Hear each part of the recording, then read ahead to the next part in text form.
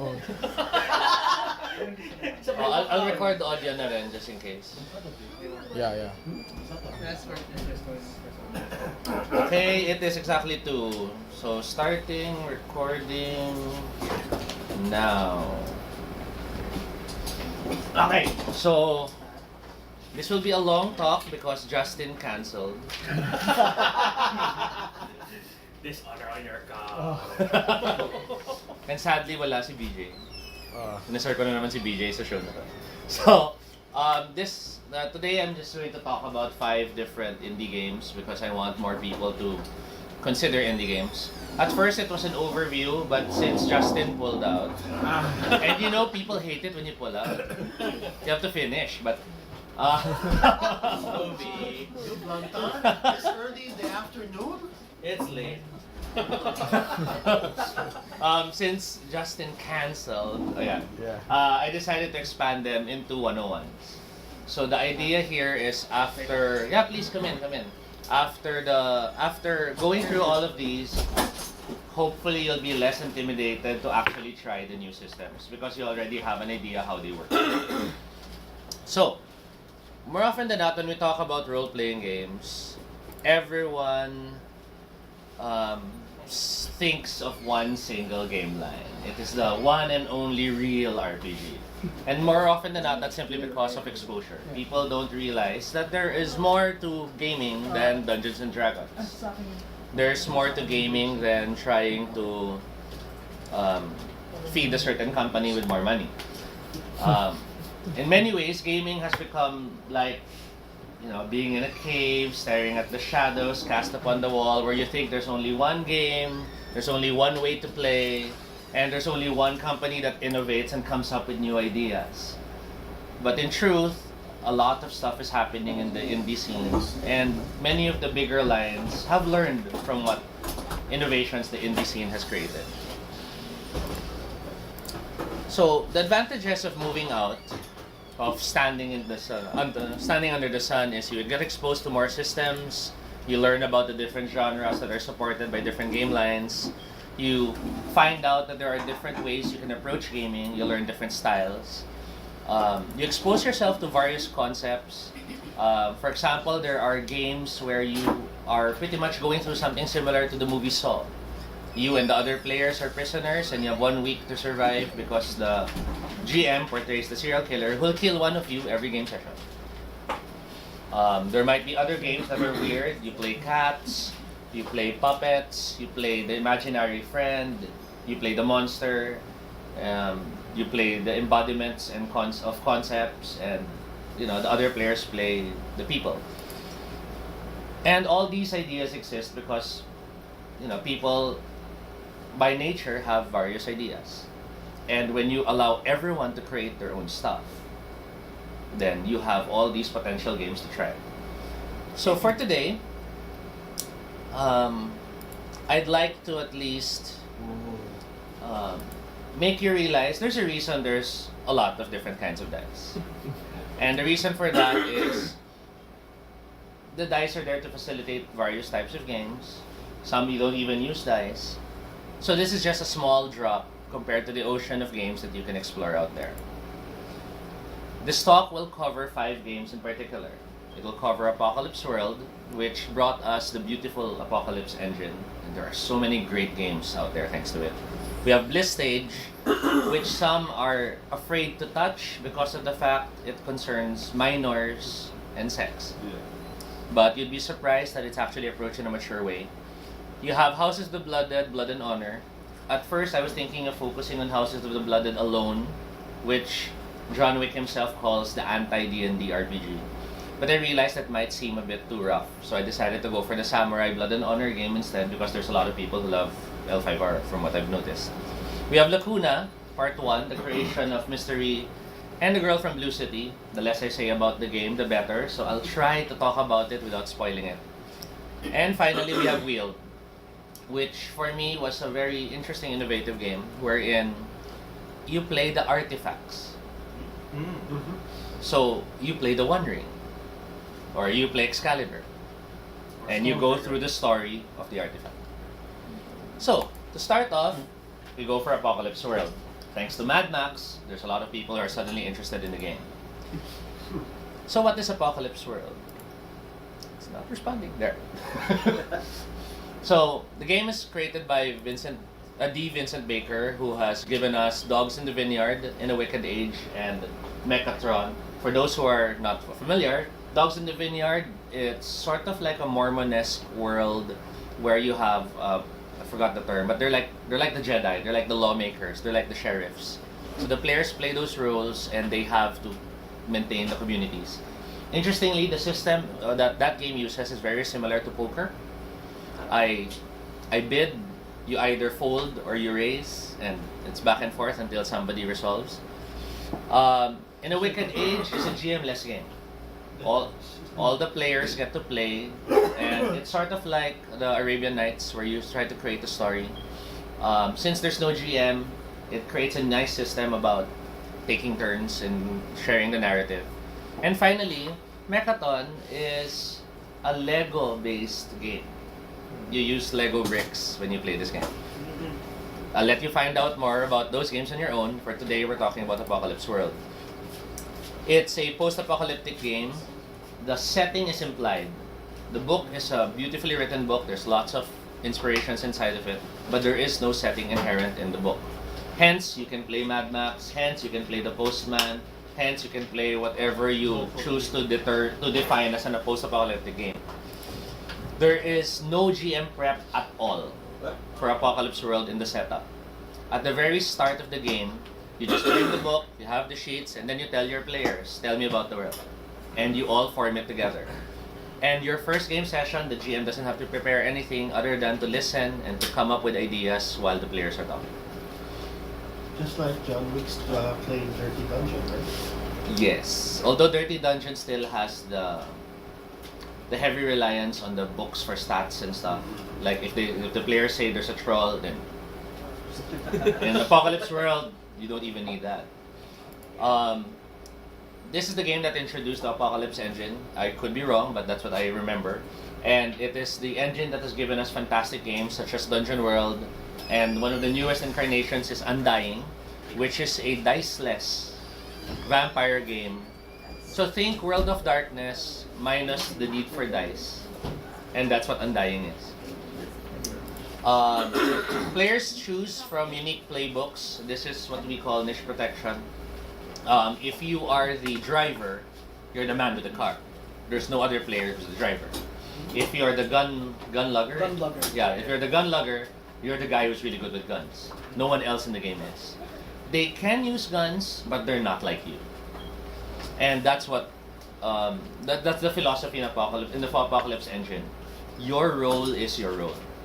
You might have some who can do similar to you, but they're not you. It introduced the concept of player and GM moves. It basically means if you do it, then you do it. For example, if you tell yourself, I'll go into the building, and I say, she's in the way. No, I'm still going into the building. So I might say, so you're going aggro, you're going violent. And the guy's like, no, I'll go around, I'll find another way. Okay. So the game facilitates, when the player declares an action, the GM offers the closest system to it, and there are specific moves that match these systems. We'll get into that a little bit more in detail later. Only the PC rolls in Apocalypse World. The GM never rolls dice, and it's kind of quirky. You have fronts, which is one of the reasons why GM prep is not as important. With fronts, you pretty much have your small timetable of what happens. Like, your timetable might be discovers that the players are camped there, sends a spy, and then sabotages their gasoline supply, and then sends the raiders, and then finally celebrates as they drink from the corpses of the players' skulls. With that, you already have your story. You just tick off which ones have already engaged. And if the players haven't realized it's happening, then you know what you'll do. Well, it's a very simple system. And yes, the sex move and the histories. Many people get freaked out that Apocalypse World has sex moves. But in a post-apocalyptic setting, sex matters. And more interestingly, in the genre, sex can be something as simple as showing intimacy. It doesn't have to be actual sex. But the moment that characters connect, that's a sex move. So in Mad Max, it could be like that moment when... Oh, that might be spoiler, I can't say it. Who has not seen Fury Road? Who has not seen Fury Road? No hands. Okay, I can talk about that could be the sex move could have been the moment someone finally shares a name. Okay. HX is history, and by simple HX, it's come from the medical RX. It simply means my character has certain connections or bonds to your character. Therefore, I get to do this more. It's a simple concept, but it makes more sense in terms of how the system approaches it. So what does the game look like? In Apocalypse World, character sheets tend to be printed as a back-to-back single sheet of paper folded into 3 folds, or 2 sheets of paper printed out, and they look like this. Notice that the sheet is very heavy to look at because they've made sure you don't need to look at the book. Apocalypse World was approached with the mindset of my players might be people in a convention they've never played before. Therefore, when I give this to them, they can see everything. This is the front page, and this is the back page. It seems intimidating, but it's far simpler than you realize. So let's zoom in. When you start creating your character, you're already given a list of names to choose from. You're already given the possible stats, the look, the gear, and the like. So part of what you do as a player is just encircle what you like. So in Apocalypse World, you might choose, okay, my name is Sammy Mustang. I'll have these stats. I'm ambiguous, I wear leather clothes, I have a gorgeous face, hooded eyes, and a solid body. So it approaches the character sheet that way. It even gets more interesting when you start looking at the other stuff. We have our stats, which simplifies everything to make sure you know what you'll roll when you do stuff. Cool is to do something under fire. Whether that's jury rigging the truck because the guys, the choppers are closing in on their motorbikes. Whether it's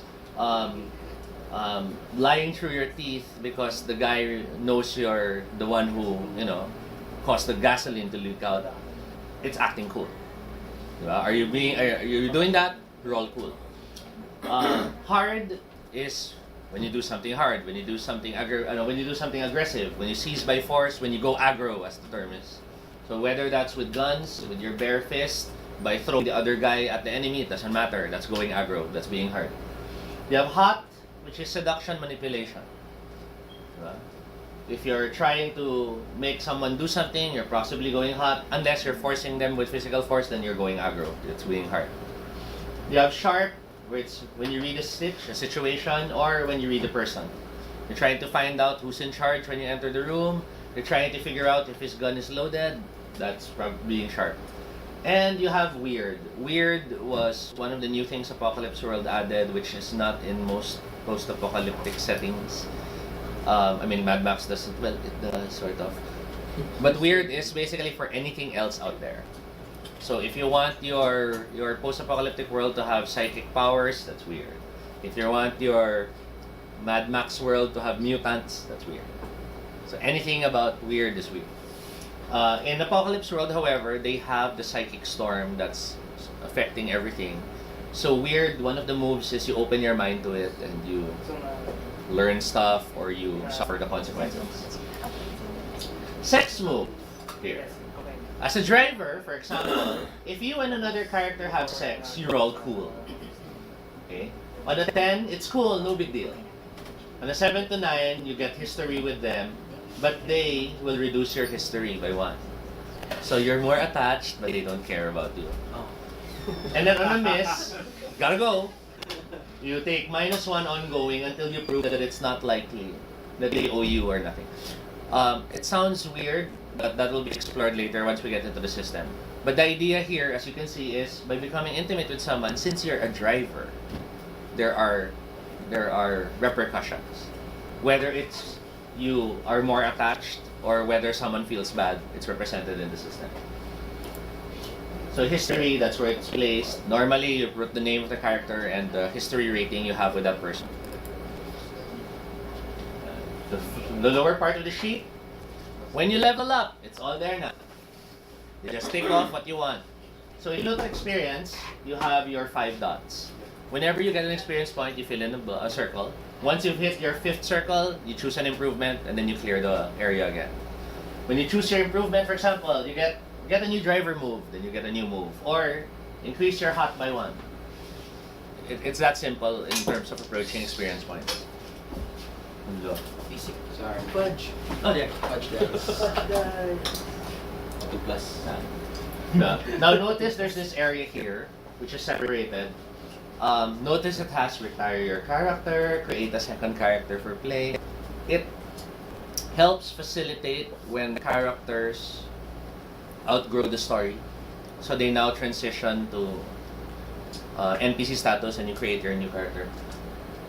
Or you can keep them and they're now the old people who have much more powerful moves than others. We have the harm clock, which was inspired by the doomsday clock during the 80s, if I remember, 70s, 80s. It's still around. Yeah, but it started then, I think. Basically, when you take damage, you fill in one of the clock faces. So, in a simple way. After Cuban Missile Crisis. There you go. By the 70s. Yeah, we're looking at possibly 6 levels of damage, so to speak. The first 3 spaces are easy to heal. The last 3 require hospitalization. And then you have the conditions, which of course have permanent reductions to your stats. Normally, if you don't want to die, so within the last 3 phases, if you're supposed to take something that kills you, I'm broken instead. Yeah.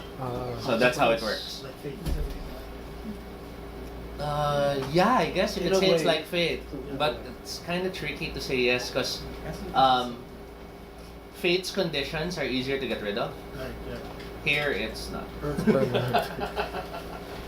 So let's see the moves. What are moves? All drivers start with a no-shit driver when behind the wheel.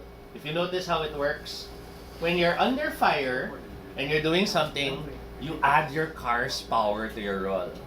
So when you're running in the street, your power, let's say, is 2. That's 2 dice when you're fighting someone. But when you're in your car, and your car has a rating of 4, suddenly your power is 6. Because you're the driver. So as long as you're in the car, you're good. And notice it applies to all rolls. When you seduce or manipulate, add your car's looks. When you help or interfere, add your car's power. You're the driver. When you're See? So we had a game where one player was the driver. I'm in my So in one car. scene, I had them negotiate the deals with the small camp that they had to get through. And the guy was like, okay, leave your car. And he was like, I can stay, you guys can negotiate. And then for the length of the scene, when things went aggro, when things were going bad, he was all, we have to get back to the car! We have to get back to the car! And that's how the game keeps the mood going. The system itself makes the players feel it. The GM doesn't take that much of an effort. Notice the other moves he can get. Daredevil. When you go straight into danger without hedging your bets, you get armor. If you charge. So in other words, the game encourages the player who's the driver to do something crazy. Because he'll get armor anyway. Another example, my other car is a tank. Collector. You get an additional car, you give it mounted machine guns or grenade launchers and armor. And that's when you level up, you buy that, and you might suddenly go, guys, I have another car. Then you bring them to that area and they're like, whoa, you have this. So the moves facilitate new ideas, the moves help carry the story forward. You're in a war. And again, even someone who has never played the system before will get these ideas just by looking at the character sheets. So, the system. Let's talk about the system. Apocalypse Engine uses 2 6-sided dice. The idea is, a 10 or higher, you have a strong hit. And by a strong hit, you get what you want. So this is, you're the driver and you're like, can I drive off the cliff and land on top of the truck? That's totally fast. Then I might say, roll cool. But you're doing it, you have to be cool, you're acting under pressure. You roll an 11, it happens. A roll of 7 to 9 is a weak hit, which means you will get what you want, but at a cost. So if you're in that same stunt and you roll the 7, I might go, okay, choose Mira, the gun lugger with you, falls off the car, or she stays in the car but you miss the truck. I guess a truck magagalit siya. But you see how the game works. So now the car misses, but she's still in the car. What are you doing? So that's what a 7 to 9 is like. Now we have the 6 or less. It's a miss. And that's when bad things happen. Yes? It's a very good way of encouraging people to GM too, because it lets them And it complicate shows them it's that simple. That you can throw the players the hard decisions. And make the players decide pitch about how do they want to happen. Like, she might go, maybe when he lands on the truck, the wheel fall off. Okay! So choose! You miss the truck or your wheels fall off? And you're like, I'm the driver. Right? Actually, Looks like with wheels. 9, missing is less of an option actually. You're supposed to be able Yeah. to... As much as possible, it still happens. Yeah. At the home. Otherwise, it's a blank turn, which you want to avoid. Now, there was mentions earlier of forward and ongoing. Nothing's happening. There. So when you take plus or minus forward, that means your next roll will have that bonus or penalty. When you take ongoing, that means the bonus or penalty applies until something changes the reason you got the bonus or penalty. So going back with the sex move earlier, when your driver slept with someone and you rolled bad, that -1 ongoing means you feel guilty. So for like the rest of the day, you're like, oh, I shouldn't have done that. Focus! And then you roll with -1. Yeah. So again, the system very nicely captures the move. Well, no, very nicely supports the move. The players then make it happen. If you look at it this way, weak hit makes the whole game interesting with you not succeeding, not fully succeeding, but it still makes the game really interesting. Considering that the odds are really in favor of the weak hit. Yeah. 7 to 9. But bear in mind, your stat adds to your roll. And remember, your stat earlier was what, like from -1 to +2. So you could have a +2, which means even if you roll a 9, you still get 11. Right. And then you have other modifiers if ever. So that's Apocalypse World in a nutshell on 101. Right now already, I could imagine some of you might want to look at the playbooks and see which characters you can play. As mentioned, the game is best for post-apocalyptic settings, whether it's Mad Max, Fallout, The Road, Postman. Monster Room. Yeah, but I don't want to mention it. Because it's boring! There are other games powered by the Apocalypse engine, and now that you guys know the basics of the engine, you can actually explore these games as well already. That includes Dungeon World, which is D&D using the Apocalypse World engine. The druids, for example, they can turn into animals. The rangers, they're super cool with their arrows. The one thing that caught my attention was that there is no initiative. The moment you clear aggro, There's actually no turns, to be more precise. Very, very The best way to describe action in Apocalypse World is it's like a movie.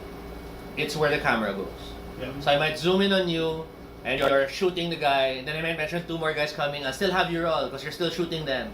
And then I'll mention one of them hits you, and you fall off. Then I switch to the driver. You see him falling, what do you do?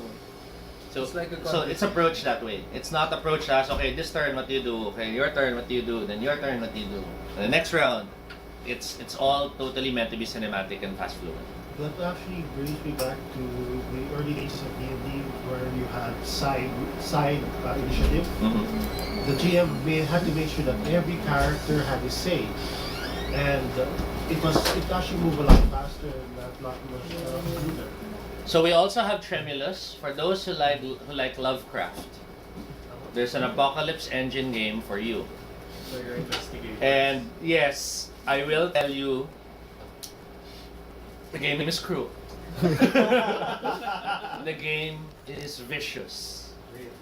But the game is cool. Yeah. Sayang wala si ano, Che, the giant crabs. She'll never forgive me for the giant crabs. There's Monster of the Week. What's Monster of the Week? Kaiju? Hunter the Reckoning, using Apocalypse World Engine. Supernatural, Buffy, using the Apocalypse World Engine. Although Buffy's more the other one. Buffy's more, oh, I didn't write it yet. Undying, which is Vampire the Masquerade using Apocalypse World Engine.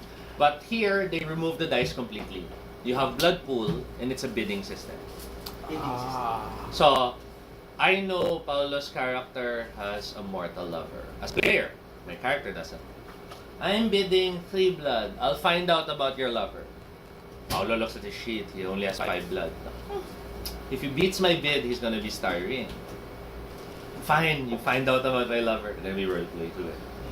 But there's also weak hits. There's also strong hits. It's all. I don't want to elaborate on it yet because I haven't really read it completely. But the whole manual is for free, available on their Kickstarter site. You can download it already. Wala lang artwork, but the whole game system is already there. And you have Monster Hearts. Monster Hearts is a lovely game where you're all monsters in school.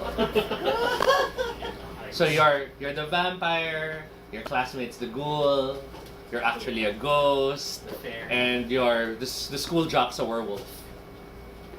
So that's what Monster Hearts is like. It's a CW. One of the best things I like about Monster Hearts is you have the one and sole mortal in the game.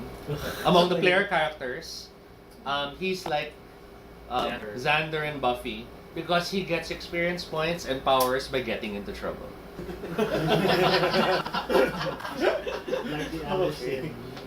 Like the Alice. So The Alice has more agency. you can also check out the website with over 100. Last time I checked, but I could be wrong now because some of them are dead links. Other hacks. I've seen Game of Thrones hacks. I've seen Dune hacks. I've seen Transformers hacks. I've seen Men in Black, Conan, Hyperborea, and the like. Yeah. I've seen BattleTech. It's crazy how many people have converted this. And the beauty of those hacks is you can mix and match. You can now have a Games of Thrones character dive into BattleTech. And you can add more. Like 2 other ones I think are interesting worth mentioning are Blades in the Dark. Yeah. Where you play as a thief crew, and your playbook is not just your playbook. Your whole crew has a playbook. So even if you die, even if your crew disintegrates, the crew lives on. It's supernatural leverage. And then there's the new one, the new post-apocalyptic one, Legacy, I think, where you have family playbooks. I think Legacy, yeah. I'm not sure. Thank you again to Abubot for our shirts. You're welcome. Is it possible to come up with your own virtual game where everybody just gets one move and It's possible, build up the moves as but they go? the problem is always, of course, balancing. You'll always have some people who will make a move way too much, but the books themselves give guidelines on how to approach moves. Che, remember Terminus? Yes. The game na nag-brown out on the right moment. Yes. Cthulhu game, and then as I declare the lightning, brown out. And we're like, oh no! Play by candle! So that's Apocalypse World. That's one of our 4 games. Oh, that took 15 minutes. I have to move faster. Let's move to the next one, which is Blistage. Yay! Underage kids, large mecha, Evangelion. That's what this game was inspired by. Blistage was by Ben Lehman, who has given us games such as Polaris, Beloved, and Hot Guys Making Out. Yes, that's Hot Guys Making Out. Let's play that game. Polaris is a sci-fi game. It